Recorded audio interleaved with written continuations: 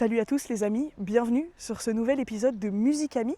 Aujourd'hui, on se retrouve à l'abbaye de Saint-Wandrille, en Normandie, où vivent actuellement une trentaine de moines bénédictins qui toute la journée prient et travaillent. Il faut d'ailleurs savoir que ce sont les seuls moines français qui brassent leur propre bière au sein du monastère. Mais ça, c'est une autre histoire. Dans cet épisode, nous avons la chance de rencontrer 3 moines. Le père abbé, qui est en quelque sorte le chef des moines, le maître de chœur, donc le chef de chœur, et l'organiste. Ils vont nous partager un petit peu leur parcours et on va pouvoir échanger sur le sujet de la place de la musique dans la religion, à la fois son importance mais aussi son utilité. Avant ça, n'hésitez pas à liker, partager et commenter ce podcast pour nous soutenir. Musicami à l'abbaye, c'est parti. Bonjour Pernod. Bonjour. Merci beaucoup d'avoir accepté d'échanger avec nous et de nous accueillir dans l'abbaye. Pour commencer ce podcast, je vous propose de vous présenter en environ 30 secondes en nous disant un maximum de choses sur vous. D'accord. C'est parti. On va essayer. Voilà, donc je suis le père Jean-Charles Lenot, je suis donc le père abbé de l'abbaye de Saint-Wandrille. Voilà, je suis rentré au monastère il y a bientôt 38 ans et je suis père abbé depuis un peu plus de 16 ans. Voilà, et donc je suis originaire de Paris à l'origine et j'ai eu un coup de foudre pour ce monastère quand j'étais jeune. Et donc j'y suis rentré après une année de médecine et j'ai choisi donc de rentrer ici puisque dans la vocation bénédictine, on rentre dans un lieu et on y reste toute sa vie. Et donc voilà, j'ai trouvé ce lieu tellement beau et tellement touchant que j'ai choisi d'y passer toute ma vie. Incroyable. Et dans ce monastère, du coup, vous êtes de l'ordre des bénédictins. Est-ce que vous pourriez nous expliquer en gros ce que ça veut dire bénédictin? Voilà, nous sommes bénédictins parce que nous suivons la règle de Saint Benoît. Saint Benoît a vécu au VIe siècle et donc il a écrit une règle pour son petit monastère du Mont Cassin, sans jamais imaginer que cette règle un jour deviendrait la règle que tous les moines du monde allaient suivre. Mais comme elle était tellement équilibrée et vraiment adaptée à toutes sortes de styles de vie, et bien en fait elle s'est imposée et elle est devenue désormais la règle que tous les moines du monde suivent. D'accord, donc vous avez en fait une règle écrite qui vous dit un peu comment vivre, un mode de vie un peu... C'est ça, c'est à la fois très concret et en même temps c'est adapté. Chaque congrégation, c'est-à-dire chaque communauté, elle adapte un petit peu en fonction de son style à elle, mais l'ensemble des choses étant, comme c'est assez général et en même temps très profond, eh bien en fait ça reste vraiment pour nous notre règle de vie. D'accord. Et donc au fil de la journée, votre journée elle est rythmée par le travail, parce que c'est ora et labora, et du coup ça veut dire le travail et la prière. C'est ça. Et donc vous avez 7 offices. C'est ça, nous avons 7 offices dans la journée qui font un peu comme un squelette et puis entre ces 7 offices, eh bien nous travaillons et nous avons aussi un grand temps de prière personnelle, donc de lecture de l'écriture sainte, ce qu'on appelle la Lectio Divina, et puis de prière personnelle. Ok, donc un office c'est un temps de prière en fait. Voilà, c'est un temps de prière communautaire où on chante surtout à partir des psaumes. Donc voilà, c'est toujours des offices chantés avec le chant grégorien. Ok, et donc c'est là qu'on en vient à la musique. Tout à fait. Dans ces offices vous chantez, donc la musique est très présente, il y a aussi de l'orgue, etc. Est-ce que vous pensez que ça, je sais pas comment dire, est-ce que ça améliore votre prière, le fait de chanter, ou ce serait pareil si vous récitiez? Non, alors je pense que là, il y a 2 choses qui me viennent en tête en vous écoutant. Okay. La première chose, c'est que je pense que, bien sûr, d'abord les psaumes, qui sont la liturgie, vraiment le fondement de la liturgie juive à l'origine, et puis que l'Église a repris, et ce qu'on appelle la liturgie des heures, c'est-à-dire les offices tout au long de la journée, eh bien, en fait, sont essentiellement composés de psaumes. Et les psaumes, c'est fait pour être chanté, ça a été écrit pour ça, ça n'a pas été fait pour être récité ou pour être dit, c'est fait pour être chanté. Donc c'est vraiment très important, il me semble, que nous puissions chanter les psaumes. Donc c'est vraiment en cohérence avec la prière elle-même. Voilà, donc ça, je trouve que c'est une chose importante. Ouais. La deuxième chose, c'est que, évidemment, le chant apporte quelque chose de plus, à mon avis. Bon, Saint Augustin dit que chanter, c'est prier 2 fois. Voilà, yes, donc c'est beau dans ce sens-là de dire, voilà, il y a aussi, on essaye, en tout cas on n'y arrive jamais parce qu'on n'est pas des professionnels, mais on essaye vraiment que la musique soit quelque chose d'harmonieux et que petit à petit, en fait, elle nous permette aussi un vrai travail d'unification de nos voix qui va permettre aussi une unification des chœurs. Donc il y a aussi tout un travail autour de la musique qui, je pense, a des répercussions bien plus importantes que simplement être joli, en fait. C'est quelque chose qui va plus profond. Ça nous aide à entrer plus dans le mystère. Ok, mais donc du coup, quand un moine, quand un jeune homme vient pour rentrer au monastère, etc., il prend des cours de chant, il fait comment? Parce que tout le monde n'est pas forcément habitué à chanter. Alors c'est vrai, et donc il y a toute une formation de chant. Donc nous avons un maître de chœur qui, pour les plus jeunes, leur fait des cours individuels. Et puis ensuite, nous avons aussi des classes de chant communautaires hebdomadaires. Et puis nous avons un professeur de chant qui vient aussi nous aider à la pose de voix. Et donc qui fait travailler la communauté, la scola, et puis les frères en individuel. Voilà. Donc on essaie vraiment de cultiver. Alors le chant grégorien, ce qui est aussi assez exceptionnel, c'est un chant, on pourrait dire, très chaste. C'est-à-dire c'est quelque chose qui ne vient pas forcément toucher beaucoup nos émotions, nous faire, je sais pas quoi, voilà, mais c'est quelque chose qui est vraiment au service de la parole. Et donc le génie des auteurs des chants grégoriens, c'est qu'ils sont partis de la parole de Dieu, et ils ont essayé par les mélodies, par de mettre en valeur tel mot, tel accent, telle phrase, pour essayer de faire ressortir quelque chose. Ils ont d'abord choisi des versets de la Bible qui s'adaptaient à la fête du moment. Voilà, donc il y a un énorme travail aussi, on pourrait dire un peu comme l'écriture sainte. La Bible est inspirée par l'Esprit Saint. On peut dire aussi que le chant grégorien, d'une certaine manière, il est aussi inspiré par l'Esprit Saint. Waouh, ok. Hier, le 15 août, c'était l'Assomption. Donc c'est une grande fête, puisque c'est Marie qui monte au ciel, chez les catholiques. Et en fait, j'ai suivi plusieurs offices. Et je me suis dit, en fait, c'est impressionnant parce que vous passez quasiment votre journée à chanter quand c'est un jour de fête. Est-ce que vous avez des échauffements, des choses avant, ou vraiment vous... Alors pour le coup, on n'a pas beaucoup d'échauffement.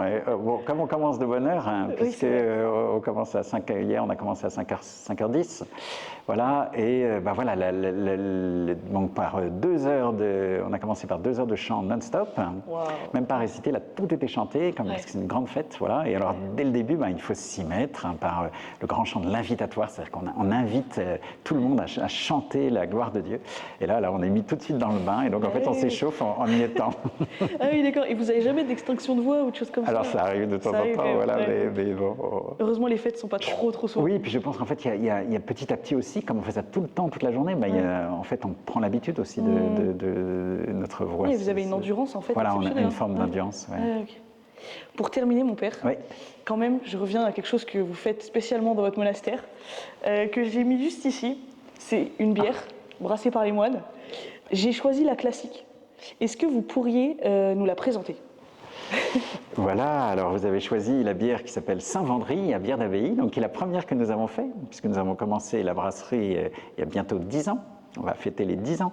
Et donc nous avons choisi comme première bière une bière ambrée et que nous avons choisi d'appeler Saint-Vendry, en fait un petit peu pour que petit à petit le public sache que Saint-Vendry, ça peut être associé à de la bière. Ce n'est pas que la bière, mais aussi quand même de la bière. Et donc voilà, cette bière, c'est la première de toutes, c'est la classique, on pourrait dire. Et c'est celle que nous avons choisi d'être disponible toute l'année.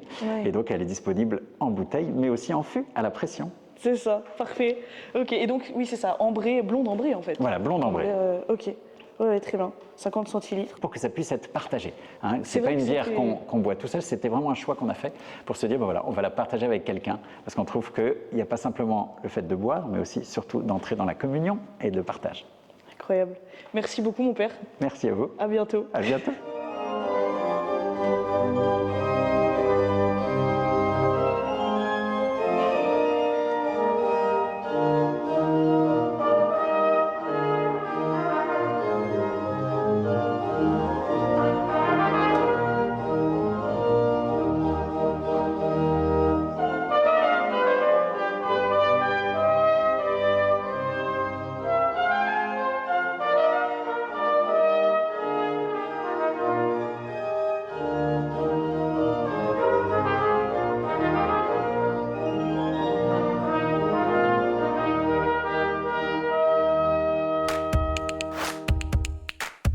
Je m'appelle donc Père Frédéric Perruta.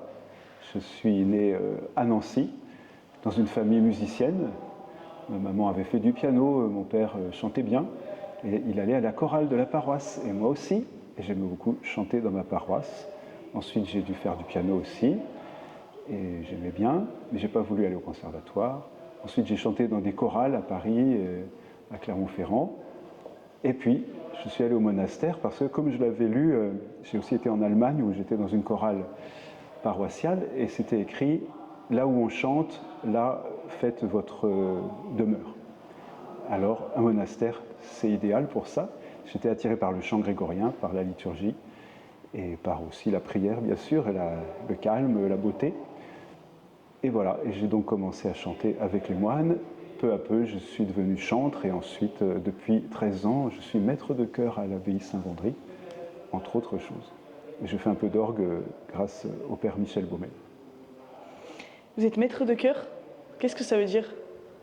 Alors, le maître de chœur, c'est celui qui est responsable finalement de la prière chantée en grégorien chez nous, qui doit finalement veiller à ce que chacun puisse chanter aussi bien que possible, à ce que tous chantent ensemble, à ce qu'on pratique vraiment ce qui est écrit et aussi la tradition, rester dans la tradition. Chez nous, on est dans une abbaye dont le premier abbé après la Restauration, après la Révolution, était don Joseph Potier, venu de Solesmes, et c'est lui qui avait restauré le chant grégorien pour toute l'Église.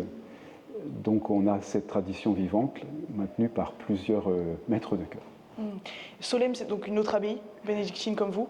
Voilà, Solesmes a été refondé au XIXe siècle par Don Guéranger, qui s'est enflammé pour la liturgie romaine et aussi monastique, et également avait demandé à Don Potier de restaurer le chant grégorien d'après les manuscrits plus anciens, ayant bien compris que justement l'état de ce chant au début du XIXe siècle en France et dans d'autres pays n'était pas exactement ce qu'il avait été lors de sa composition un bon millier d'années auparavant. D'accord. Ok. Et là, on parle beaucoup du chant grégorien. Est-ce que vous pouvez nous expliquer en quoi ça consiste? Le chant grégorien, c'est tout simplement, pour faire bref, l'écriture, la Bible qui a été lue et méditée de telle façon qu'il y a un chant qui en est sorti. D'accord. Ok. Donc en fait, vous avez une partition quand même? Par la suite, alors au départ c'était un chant purement oral qui se transmettait oralement, mais par la suite certains ont fait des petits signes rythmiques minuscules au-dessus du texte qu'on appelle les neumes, et ils ont mis ça dans des magnifiques manuscrits qu'on a heureusement conservés. Enfin, pas les tout premiers, on ne sait pas comment ça a commencé, mais on a des manuscrits qui sont complètement cohérents et achevés, qui datent du X-XIe siècle. Mais au XIe siècle, Guy d'Arezzo a inventé le nom des notes et l'a porté à 4 lignes, ou au moins 3, ce qui a permis de retenir la mélodie, de l'inscrire sur le papier, ce qui avant était impossible. Donc nous, on a effectivement une partition notée en notes carrées, avec des neumes au-dessus pour certains, donc dans une version spéciale appelée le triplex, qui permet d'avoir à la fois les manuscrits les plus anciens et puis la mélodie restituée. D'accord. Donc, comment vous faites si vous avez... Parce que moi, je sais que quand je vais en solfège, j'ai ma petite clé de sol, et puis il y a 5 lignes, il y a 5 portées. Comment vous faites avec 4 ou 3 pour vous situer dans une gamme? Ben, le système est le même. La clé est soit une clé de Do, soit une clé de Fa. Il n'y a que 4 lignes, mais sinon c'est exactement pareil. Alors en grégorien, on chante toujours dans la gamme dite naturelle. Il y a une seule altération, le bémol, mais qui est rarement à la clé. Il intervient seulement par moment, mais on ne l'a pas dans tous les chants. Moi, ce que je vous propose, puisque vous avez apporté exprès un livre, c'est que vous nous montriez un peu comment on chante le grégorien. Ensemble, bien sûr. Ah oui, je pense que j'ai une bonne élève là. J'ai pensé de vous faire découvrir ou approfondir cette petite communion qui fait partie du temps du carême, mais comme le carême est un temps joyeux, nous avons là aussi une communion très joyeuse. Et surtout, ça illustre bien ce que j'ai dit, c'est d'abord l'écriture qui a été méditée, lue à haute voix. Parce que méditer, en fait, c'est lire à haute voix, mais relire. Et d'un seul coup, il y avait un chant dessus. Voilà. Alors, bon, c'est un peu plus compliqué que ça, mais presque. En tout cas, on est là vraiment dans la simplicité. On a une mélodie syllabique, c'est-à-dire une note par syllabe, alors que d'habitude, le chant grégorien est connu pour rallonger les syllabes. Oui, parfois les amens sont vraiment... Voilà, c'est ce qu'on appelle des mélismes, ou voilà, qui amplifient beaucoup les mots. Mais là, ils sont amplifiés juste par leur mise en valeur, par une bonne diction et le respect de la mélodie. Ça va être très facile, je pense qu'on va pouvoir l'apprendre très très vite. Alors il s'agit de l'évangile du fils prodigue qui revient Voilà, chez je veux bien lui. que vous l'expliquiez rapidement, pour ceux qui ne le connaissent pas. Donc la référence, c'est dans Saint Luc, l'évangile de Saint Luc. Et donc le fils prodigue a quitté son père en lui réclamant son héritage. Pendant ce temps-là, le grand frère est resté auprès de son père. Il a continué à travailler sagement comme un bon fils. Lorsque le fils prodigue, n'ayant plus d'argent, rentre chez lui, il s'attend à devenir simplement le dernier de la maison, un serviteur. Et au contraire, son père lui fait la fête. Il tue le veau gras, juste pour lui, ce qui est apparemment profondément injuste pour le frère aîné, qui se plaint. Il refuse de participer à la liesse.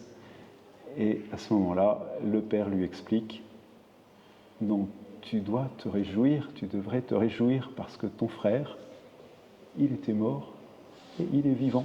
Il est parti et il est revenu. » Voilà, c'est son frère. Il ne faut pas dire comme Caïn « Suis-je responsable de mon frère ?» Autrement dit, j'en ai rien à faire. Ça ne me concerne pas. Non, au contraire, c'est ton frère, même s'il a fait toutes ces bêtises. Donc c'est une forme de seconde chance. Oui, plus qu'une seconde chance. C'est-à-dire que la deuxième vie du frère cadet est plus merveilleuse que la première. Celle du frère aîné, on ne sait pas. Est-ce qu'il va, d'accord, rentrer dans la joie de son maître? On ne sait pas. Enfin, l'Évangile ne le dit pas. Jésus n'a pas été jusqu'au bout pour nous laisser imaginer la suite. Et cette communion-là, avec sa joie manifeste, je pense qu'elle est très convaincante et que si le fils aîné a écouté ça, il a dû se laisser gagner par les arguments de son papa. Ok. On essaye? Ouais? Vous commencez et je refais après ou? Oui, mais ce sera beaucoup mieux. O portete filii gaudere, quia frater tuus mortus fuerat et revixit, perierat et inventus est. Waouh. Bon, Ok. on essaye? On essaye. Donc, attendez, je pose ça.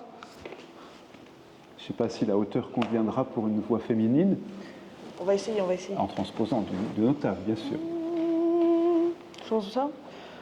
O potete filii gaudere, quia frater tuus mortus fuerat et revixit, perierat et inventus est. Mais c'est très bien. Mais c'est-à-dire que rythmiquement, vous faites comment? Parce que là, je vois des carrés simples, des carrés avec des points, des carrés qui sont un peu... avec un tout petit point en dessous. On ne va pas rentrer peut-être dans les détails, ce serait trop long. Le rythme, c'est vraiment celui du texte. Ok. Ensuite, il y a ce rythme qui vient du sens des paroles et un petit peu visualisé par les barres qui sont des demi-barres, des quarts de barre ou des barres complètes. Donc ici, on a une demi-barre ici, un quart de barre, une demi-barre, un quart de barre. Donc tout ça délimite simplement des incises. Donc c'est pas c'est en forme de respiration. C'est pas des séparations. On n'est pas obligé de respirer. Okay. On peut, bien sûr, il faut de temps en temps. Mais c'est simplement le texte qui a déterminé ça. Les points sont venus beaucoup plus tard. Ils vont un petit peu allonger la note, mais sans que ce soit forcément...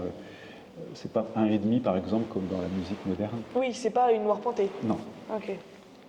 Donc, et la forme carrée vient simplement de l'usage des plumes doigts avec les pleins et les déliés. D'accord. Donc on retrouve ce graphisme que Dom Pottier a copié, il s'est inspiré des manuscrits du XIVe siècle, enfin de cette époque, où on faisait de très beaux manuscrits. D'accord. Un dernier essai. Allez, on refait. Peut-être toute seule. Oh là. Ce qu'il faut, c'est d'abord prononcer le texte, sans chanter. Ouais. O portete filii gaudere, quia frater tuus mortuus fuerat, et revixit, perierat, et inventus est. Ah oui, il faut que je... Ok. Une fois qu'on a le texte, il n'y a plus qu'à chanter. Ok. Je commence sur quelle note? O pote te fili gaudere, quia frater tuus mortuus fuerat, et revixit, perierat, et inventus est. Très belle voix. C'est vrai que c'est hyper méditatif, je trouve. Ah oui, c'est une mise en valeur, on pourrait dire une dilatation de la parole, et qui aboutit à la faire pénétrer dans notre être tout entier, pas seulement l'intelligence, pas seulement la réflexion, mais en fait qu'elle fasse corps avec nous. Et au niveau de la voix, vous faites comment? Parce que donc, on voyait avec le Père Abbé tout à l'heure que c'est au maître de chœur de former les nouveaux. Oui. De façon assez régulière, vous pouvez les voir en individuel. Oui. Et comment vous faites? Est-ce que vous avez une formation, vous, à titre personnel, de maître de chœur ou même prof de chant? Alors, j'ai suivi des formations, des parcours qui peuvent en tenir un peu lieu. Okay. Donc j'ai suivi de nombreuses sessions de chant grégorien organisées pour les monastères. Le Père Abbé m'avait envoyé pour me former. Donc c'était surtout sur l'histoire du chant grégorien, mais aussi la pratique, donc avec Yannick Toulveux, qui a été au chœur grégorien de Paris, et qui nous donnait vraiment des conseils pratiques, nous faire rentrer vraiment dans la façon dont on peut penser que les compositeurs, qui sont tous anonymes, ont abouti à cette création, à partir d'un chant plus ancien. Donc c'est pas une création à partir de rien, c'est une transformation qui a eu lieu au 8e siècle en Gaule, près de Metz, entre autres, d'un chant qui venait de Rome. D'accord, ok. Donc il a conservé les aspects traditionnels comme la modalité, et puis surtout bien sûr la base qui est le texte, l'écriture. Et il a innové en prenant un chant qui est très créatif, qui est très libre par rapport à celui de Rome, qui peut-être suivait des canons un peu plus contraignants. D'accord. Donc du coup, ça va être à vous de transmettre tout ça au nouvel entrant, je ne sais pas comment on l'appelle, au postulant. Oui, tout à fait. Donc c'est principalement effectivement chanter ensemble et puis lui transmettre à l'occasion de ce chant quelques aperçus. Et je ne le fais jamais de façon très systématique. Voilà. Oui, vous adaptez aussi au niveau de la personne qui arrive. Voilà, c'est ça, puis l'inspiration. Oui, ok.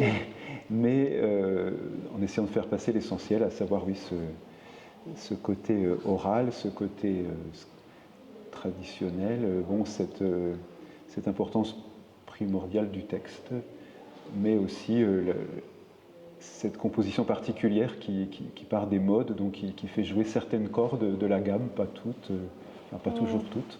Ouais. Et puis alors il y a la question de la technique vocale pour laquelle nous avons reçu une formation ici par une personne très qualifiée qui nous suit encore extérieure, voilà, qui connaît le grégorien mais pas seulement, mais qui justement ça rejoint ce que je dis, c'est-à-dire qu'elle nous a bien dit chanter c'est parler. Donc il faut éviter tous les effets vocaux qui en fait perturbent la compréhension de ce qu'on dit et finalement ne sont pas artistiques et ne sont pas non plus bons pour la prière. Oui, c'est ça, parce que le but final c'est vraiment la prière. Voilà. Tout ce que vous chantez, ce sont des prières. Oui. Oui, finalement, vous faites alors en plus, ce n'est pas polyphonique. Ouais. Alors c'est peut-être par rapport à ce qu'on peut faire aujourd'hui, et depuis assez longtemps, depuis le Moyen-Âge, ça peut paraître une pauvreté, mais bon, ça oblige déjà à chanter tous ensemble, et puis là aussi à se concentrer sur le texte. Tout ce que vous avez de polyphonie, c'est l'orgue, en fait, qui va venir Oui. meubler aussi avec vous. Ok. Exact. Alors, je fais un peu d'accompagnement et je vois que à la fois l'accompagnement montre qu'il y a un accord entre la polyphonie et le chant modal, jusqu'à un certain point. Mais c'est vrai que c'est beau.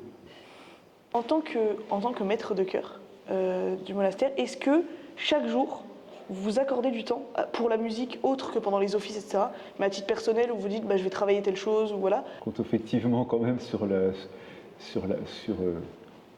fait que je l'ai déjà chanté plusieurs fois. Toutes les pièces qu'on chante, je les ai déjà chantées une trentaine de fois, au minimum. Oui, sur le temps. Donc ça me donne beaucoup de sûreté.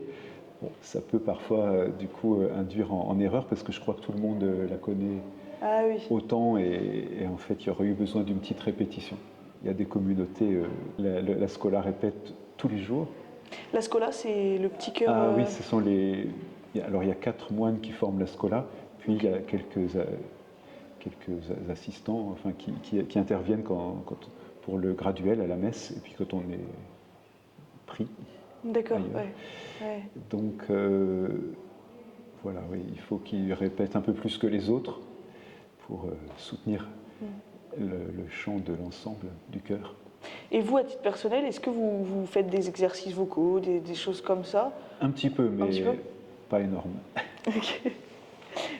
Pour terminer, je voudrais que vous nous parliez de cette bière, qui est une autre que la précédente, que le Père Abbé nous a présentée, parce que vous ne nous avez pas parlé, mais dans vos missions de moine, vous êtes aussi gérant de la boutique, ce qui fait que vous êtes quand même pas mal au contact de cette bière que vous brassez. Donc voilà, je vous laisse la bouteille et je vous laisse un peu nous dire ce qui vous passe par la tête par rapport à cette bière. Donc je parle spécifiquement de la Scottici Generis. Voilà. Donc cette bière a été mise en bouteille en août, c'est-à-dire la semaine dernière, et c'est moi qui l'ai mise en bouteille. D'accord. Voilà. Alors, l'étiquette verte peut-être va être plus compréhensible pour ceux qui ne connaissent pas le latin, parce que le vert fait penser à l'Irlande. Ce qui est écrit en latin ici, Scottici Generis, veut dire finalement irlandais. Pourquoi? Parce que Saint Wandrille, notre fondateur, voulait aller en Irlande. Il avait vécu dans un monastère fondé par Saint Colomban, un moine irlandais qui a évangélisé le continent. Et donc il voulait se rendre en Irlande. Mais sa course a pris fin à Rouen, où l'archevêque Ouan lui a demandé de s'arrêter et de fonder un monastère dans son diocèse. Voilà, donc c'est tout ça que rappelle à la fois le nom et la couleur de cette étiquette. Alors cette bière, du coup, pour faire penser à l'Irlande, elle a été voulue le plus noire possible, donc elle n'est pas brune mais noire. Cela grâce à des maltes très torréfiés, entre autres. Et donc, suite à la Saint-Wandrille et à la Cicera Umolone, une bière blonde blanche, celle-ci veut être aussi dans un style particulier qui est ni le style belge, ni le style des Guinness irlandaises ou Stout, mais plus sèche, parce que voilà, c'est ainsi qu'on a interprété, ici, les brasseurs ont interprété le style français comme étant plus sec que sucré. D'accord. Alors elle est, on va dire, elle n'est pas très très forte quand même, elle n'est que 7 degrés et demi. Donc là aussi, tout le monde peut a priori l'apprécier. Au-dessus de 18 ans. Au-dessus de 18 ans. Ouais, d'accord. Ok. Parce que donc, il y a plusieurs moines qui se sont formés et ce sont eux qui brassent toutes les bières. Oui. Tous les types de bières. Il y a 3 moines qui ont suivi une formation dans des centres agréés et qui sont à même de créer des recettes et surtout de les reproduire puisque on a 4 recettes principalement. D'accord. Ok. Donc une ambrée, celle-ci qui est plus noire et puis une plutôt blanche. Voilà. Et la quatrième? Qui est une bière de saison, alors elle est blonde, hein, faite avec le houblon du jardin. D'accord. Ok. Parfait. Merci beaucoup. Ben de rien. Hop. Eh ben, merci Frère Frédéric pour toutes ces réponses. Avec joie. À bientôt. J'espère.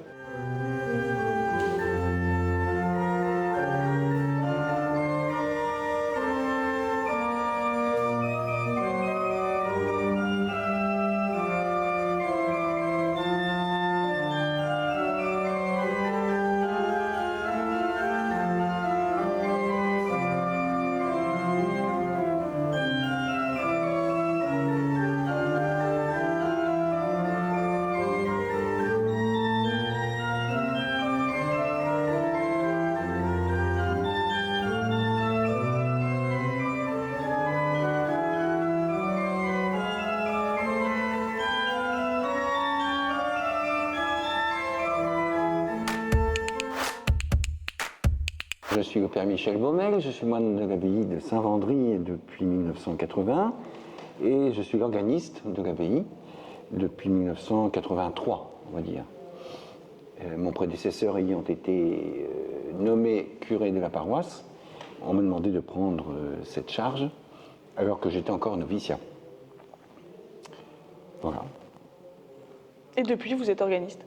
Et depuis, je suis organiste, ça n'arrête pas. Les années passent et je suis toujours organiste. D'accord. Du coup, vous avez pris la suite, ça veut dire que vous êtes formé pour prendre sa suite? Ou est-ce que vous étiez déjà organiste à la base? J'étais déjà organiste. Quand j'étais jeune, j'ai pris des cours de piano. J'ai eu 2 professeurs de piano à Rouen. Et tout en jouant de l'orgue dans ma paroisse, comme je pouvais à l'époque. Et puis, dès l'âge de 12 ans, j'ai commencé à accompagner des messes dans ma ville natale, dans différentes paroisses. Et j'ai commencé à prendre des cours d'orgue, je devais avoir 15 ans, je crois, avec Lionel Coulon, actuel titulaire de l'orgue de la cathédrale de Rouen. Et puis après, je suis entré au monastère. Et c'est après mon noviciat que mes supérieurs m'ont demandé de faire le conservatoire de Rouen dans la classe d'orgue de Louis Thierry. D'accord. Ce que j'ai fait pendant 3 ans. Donc vous aviez déjà un grand parcours en fait? J'avais déjà un parcours, disons. Oui, c'est vrai. Des bonnes bases, on va dire. Oui. Ok, et donc en tant qu'organiste de l'abbaye, vous accompagnez tous les offices toute l'année? Ou vous avez un peu des moments précis? Alors, je n'accompagne pas tous les offices toute l'année. À Saint-Vendry, on accompagne avec le petit orgue de chœur l'office des Laudes le matin, l'office des Vêpres le soir, et le dimanche, au grand orgue, la messe et les Vêpres, ainsi que les jours de solennité, les jours de grande fête. Les autres offices ne sont pas accompagnés. Jamais? Jamais. D'accord, ok. Et vous êtes le seul organiste? Pas vraiment. Je commence à former le frère Frédéric, notre maître de chœur, qui me remplace déjà de temps en temps pour l'accompagnement. Et bientôt, demain très exactement, il va me remplacer pour la messe. Donc il y a quelques pièces qui a accompagné, car on n'accompagne pas toute la messe. Et puis 2 ou 3 pièces du répertoire, l'offertoire et la sortie. D'accord, ok. Et quand vous avez, donc après le noviciat, quand vous avez pris la charge, entre guillemets, d'organiste, est-ce que ça vous a allégé d'autres choses du monastère? Ou c'est quelque chose un peu en plus qu'on vous a donné Non pas que j'ai pris la charge, car on ne prend pas de charge, mais on la reçoit. On la reçoit. Et j'étais étudiant à l'époque, et c'est vrai que le côté études a été un petit peu allégé pour que je puisse faire le conservatoire de Rouen et travailler comme il faut travailler quand on est dans une case de conservatoire. Ouais, c'est ça. Donc mes études ont duré peut-être un peu plus longtemps, c'est vrai. Oui, c'est ça, ok. Et donc après, aujourd'hui, au monastère, chaque moine reçoit plusieurs charges. Et donc vous, c'est une charge à part entière, organiste? On peut dire ça, oui. Ouais. Oui, oui. Ok. Oui. Il faut trouver du temps pour travailler, il faut s'organiser pour c'est ça, parce que c'est quand même un minimum. Ouais. Ça veut dire que chaque dimanche, il faut que vous ayez des pièces à jouer, des choses... Je reconnais que j'improvise beaucoup, ce qui ne veut pas dire que j'improvise bien, mais je joue aussi, bien sûr, des pièces du répertoire. Qu'il faut évidemment travailler et mettre au point. Évidemment. Donc il y a des pièces que vous jouez, et puis d'une autre partie, vous accompagnez tout ce qui est grégorien, que chantent les moines. Comment vous faites pour accompagner du grégorien, dans le sens où on l'a vu précédemment avec frère Frédéric, là juste avant, les rythmes, certes, sont un petit peu indiqués, mais ça reste quand même assez... Je crois que pour ça, il faut vraiment bien connaître le chœur qui chante, donc les frères, la communauté. Il faut avoir une certaine habitude. C'est vrai qu'au début, lorsque j'ai commencé à accompagner la psalmodie, notamment, les Laudes et les Vêpres, j'avais le texte de psaume sous les yeux, ce qui aide évidemment beaucoup. Bon, au bout de plus de 40 ans, je ne sais pas si je connais tout par cœur, mais j'ai l'habitude de les accompagner, donc ça vient tout seul, et puis je connais bien la communauté que j'accompagne. C'est ça, en fait, en les écoutant, vous vous adaptez à ce qu'ils font. Oui, tout à fait. Et donc c'est essentiellement des accords, ou vous jouez vraiment tout ce qu'ils chantent? Il y a beaucoup d'accords, j'accompagne aussi la mélodie, peut-être pas toujours entièrement, mais oui, il y a beaucoup d'accords à mettre sous la mélodie. Et donc tout ça, ce sont des offices pour prier. qu'est-ce que vous pensez que la musique apporte aux offices? Est-ce que les offices seraient pareils sans musique? Est-ce que la prière serait aussi belle? Ou est-ce que la musique apporte... L'accompagnement à l'orgue, en fait, soutient le chant des moines, aide le chant des moines à tenir le ton, à ce que la mélodie se déploie, se développe normalement. Et est-ce que la qualité de la prière serait la même sans accompagnement? Je pense quand même. Pour terminer, j'ai apporté la petite bière. T'avais pas pour la boire. Est-ce que vous pourriez nous dire un peu ce qui vous passe par la tête quand on vous montre cette bière, qui est le troisième type un peu présent toute l'année à la boutique? Eh bien, celle-là, je dois dire que c'est ma préférée. Parfait. Elle est légère, fraîche, très bonne. Donc, faut pas hésiter à la déguster. Hein. Faut pas... Voilà. Parfait. Merci. Oui, c'est ça. C'est la plus légère de la gamme, en fait. Oui. Que vous avez lancée. Ouais. Incroyable. Ok, je la laisse ici. À boire plus tard. Merci beaucoup, mon père. Merci Camille. Merci aussi pour le concert, parce qu'on a eu l'occasion hier de faire un concert ensemble. Et c'était chouette. On mettra quelques images et extraits après. D'accord. Et puis, à très bientôt. J'espère. Merci. Merci d'avoir écouté cet épisode jusqu'au bout. Si vous avez aimé, n'hésitez pas à le partager à tous vos amis et aussi sur les réseaux sociaux en nous identifiant Musicami Podcast. Un grand merci aux moines de Saint-Mandry pour leur accueil et à Jean pour son aide précieuse sur ce tournage. À bientôt.